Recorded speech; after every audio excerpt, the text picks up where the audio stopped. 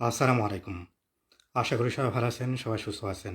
আজকে যে বিষয়টা নিয়ে কথা বলতে হাজির হয়েছি সেটা হলো ফ্রান্সের নতুন প্রধানমন্ত্রী তিনি আজকে ইন্টারভিউ দিয়েছেন। সেই ইন্টারভিউতে কী বলেছেন সবকিছু আপনারা জানতে পারবেন। ইমিগ্রেশনের বিষয়, ইনকাম ট্যাক্সের বিষয় এবং অনেক বিষয় নিয়ে তিনি আজকে তার ইন্টারভিউতে কথা বলেছেন। আপনারা জানেন ফ্রান্সের নতুন এখানে প্রধানমন্ত্রী তিনি তার সরকার গঠন করেছে কিছুদিন হলো। তার পরবর্তীতে তিনি একবার ইন্টারভিউতে এবং কথা বলেছিলেন, আজকে আবার কথা বলেছেন এবং দেখা গিয়েছে তিনি যে কথা বলেছেন তার সরকার অনেকটাই হুমকির মধ্যে রয়েছে। যে কোনো সময় আবার পুনরায় মোসিউদুস সংসদ যেটা রয়েছে সেটা তাদের বিরুদ্ধে ভোট দেওয়া হতে পারে।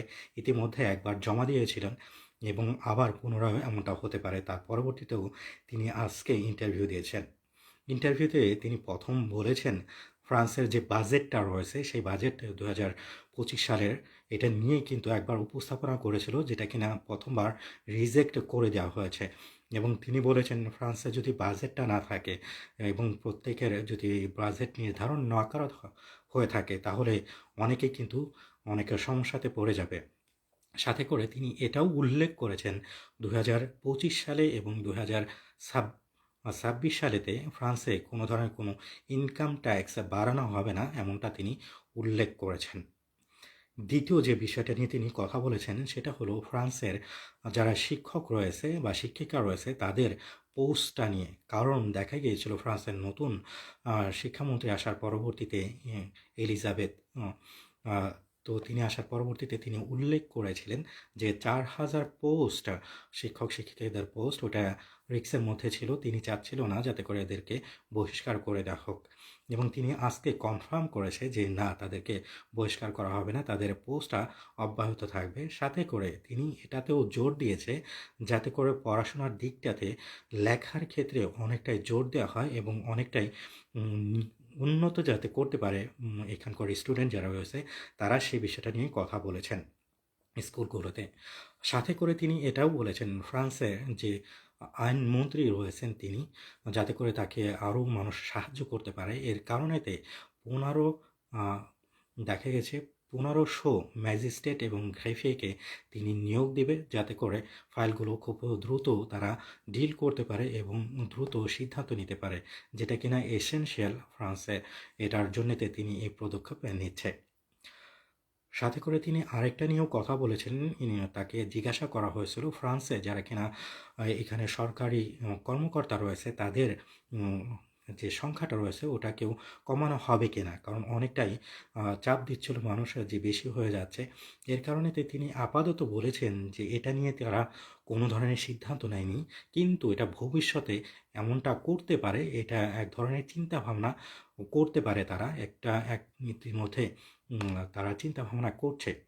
সাথে করে এটাও বলেছেন যে ফ্রান্সের যে সকল ব্যবস্থা এখানেতে করা হচ্ছে ও সকল ব্যবস্থা যাতে করে ফিল্ডেও দেখা দিয়ে থাকে এবং শুধুমাত্র সরকার কিন্তু সব কিছু না হয়ে থাকে সেই জিনিসটা নিয়েও তারা চিন্তা ভাবনা করছে।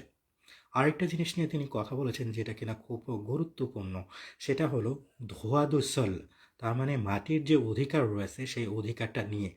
মায়োত্তো শহরেতে যেটা কিনা ফ্রান্সের ওভারসিজ মেয়ারের মধ্যে পড়েছে সেখানেতে রেস্ট্রিকশন তারা জারি করবে কিনা সেই জিনিসটা তারা বলেছেন মায়োত্তো শহরের যাতে করে এটার উপরে ভিত্তি করে রেস্ট্রিকশন দেওয়া হয়, কারণ ওখানে জন্মগ্রহণ করলে পরে যে তাদের জাতীয়তাটা বা তাদের অনেক ধরনের সুযোগ সুবিধাটা এইটা যাতে করে কমিয়ে দেওয়া হয়, এটা নিয়ে ইতিমধ্যে যারা কিনা কঠোর ডানপন্থী রয়েছে বা মধ্যপন্থী রয়েছে তারা কিন্তু চাপ দিচ্ছিল এটাকে পরিবর্তন করার জন্যে বা এটাকে নিয়ে নতুন একটা সিদ্ধান্ত আনার জন্যে। সেই বিষয়টা নিয়ে তারা বলছে যে এই বিষয়টা নিয়ে তারা কাজ করছে এবং যে কোনো সময়তে রেস্ট্রিকশন জারি করতে পারে, যে ধোয়া দুসল যেটা রয়েছে সেই জিনিসটা। অবশ্যই ইমিগ্রেশনের বিষয়টা নিয়ে কি বলেছেন আপনারা জানতে পারবেন। সাথে করে তিনি আরেকটা জিনিস উল্লেখ করেছেন যারা কিনা রিটায়ার্ডে রয়েছে তাদের পুনরায় আবার কাজ করাটা, এটা কাজে ডাক দেওয়াটা এটা কতটুকু যুক্তিকর রয়েছে এবং এটাকে তারা ডাক দিবে কিনা।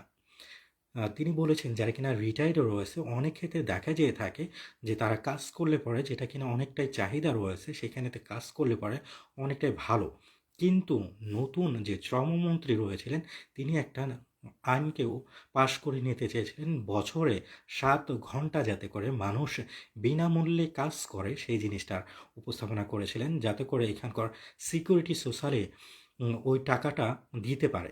কিন্তু এই ফ্রান্সের নতুন প্রধানমন্ত্রী বলেছেন না এটাকে এভাবে দেওয়াটা ঠিক হবে না। তারা যদি কাজও করে কিন্তু তাদেরকে এটা পারিশ্রমিককে দিতে হবে অবশ্যই, বিনামূল্যে না। এবং 7 ঘন্টার যে কাজ করাটা এটা নিয়ে তারা ইতিমধ্যে কথা বলছে যারা কিনা রিটায়ার্ডও রয়েছে তাদের বিষয়টা নিয়ে। সাথে করে আরেকটা জিনিসও নিয়ে কথা বলেছেন তিনি, সেটা হলো ফ্রান্সে যদি কিনা কোনো ব্যক্তি তার জীবনকে না রাখতে চায় তো মরার যে অধিকারটা রয়েছে সেই অধিকার নিয়ে তারা কথা বলছে। ফ্রান্সে অনেক রাজনীতিবিদ রয়েছে যারা কিনা এটার পক্ষে কথা বলছে, কারণ অনেকেই ইচ্ছাপূর্বক যারা কিনা অনেকটাই অসুস্থ হয়ে পড়েছে তারা তাদের আর জীবনটা রাখতে চাচ্ছে না।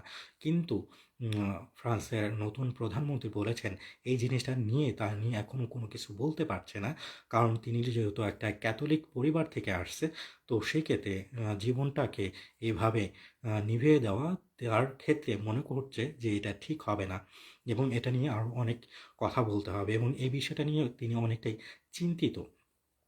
এর জন্যেতে এটা নিয়ে তিনি আরও ডিসকাস করবে, এখন পর্যন্ত কোনো ধরনের কোনো তথ্য তিনি দিতে পারছে না। সাথে করে এখন আসি যে ইমিগ্রেশনের যে বিষয়টা নিয়ে তিনি কথা বলেছেন। ইমিগ্রেশনের যে বিষয়টা নিয়ে প্রথমত বলেছেন মায়োত্ত শহরেতে দেখা গিয়েছে এই সাবজেক্টটা অনেকটাই কঠিন এবং অনেকটাই ভারী একটা সাবজেক্ট যেটা কিনা ফ্রান্সের ক্ষেত্রেও রয়েছে।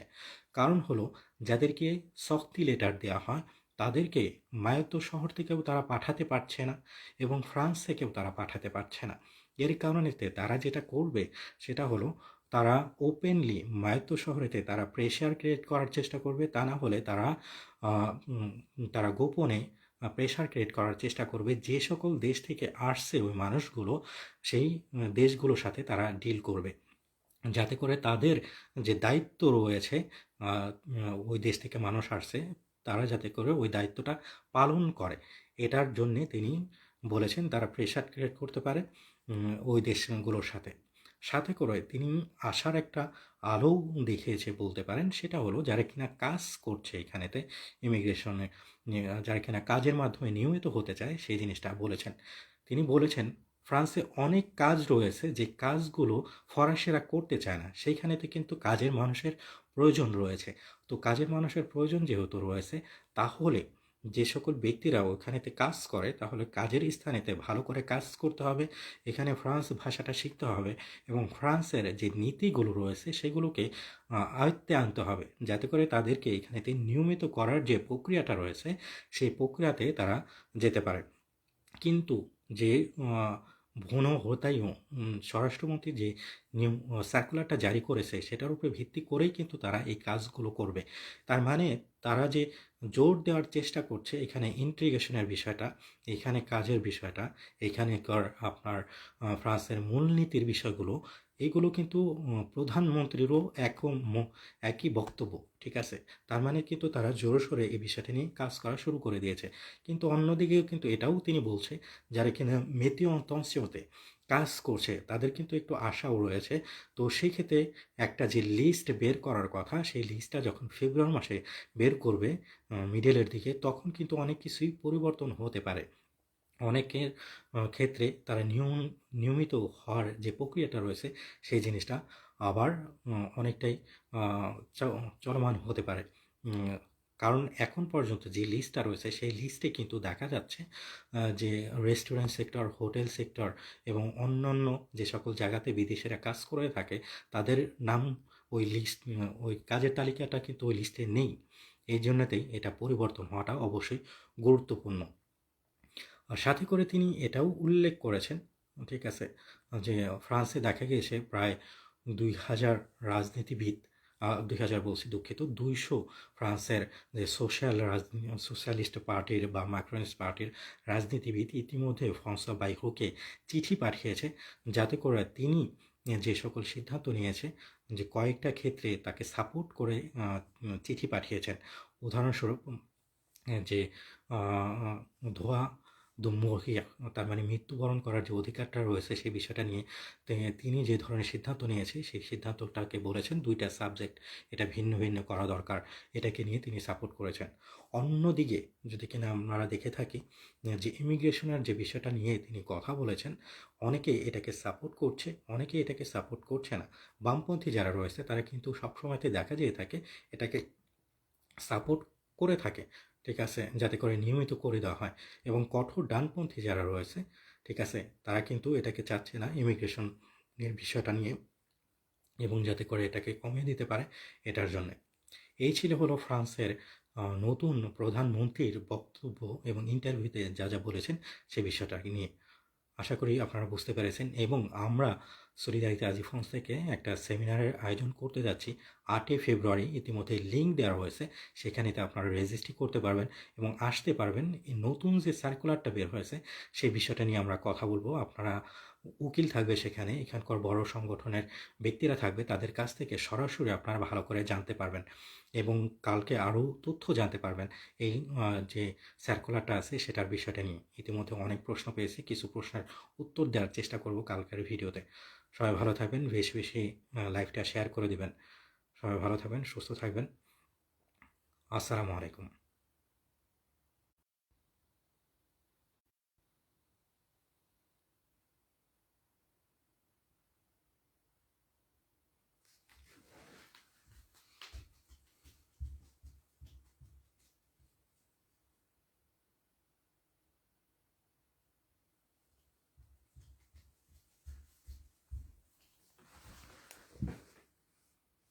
আসসালামু আলাইকুম।